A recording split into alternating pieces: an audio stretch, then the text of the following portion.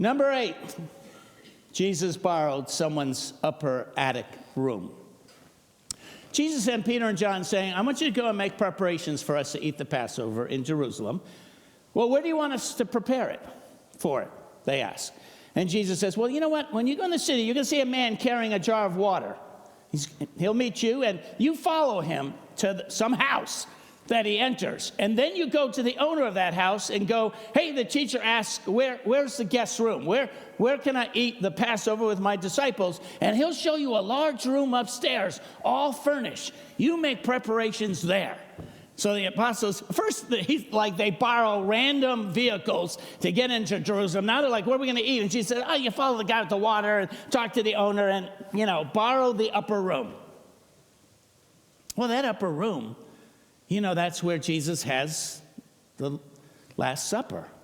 And some claim that it is the upper room that is now the most famous room in the world because Leonardo da Vinci painted the Last Supper, and so everyone knows about the upper room. And I don't know who the person was that said, sure, yeah, Jesus and the disciples can use that upper room. Yeah, it reminded me of, there was a woman in the Old Testament that she made her attic room a prophet's chamber. And when the prophet would travel through, he had a place to stay, and a blessing came upon her family.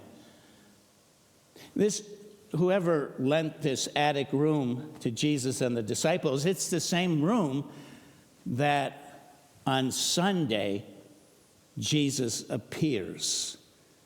And, he's resurrected and appears to the apostles.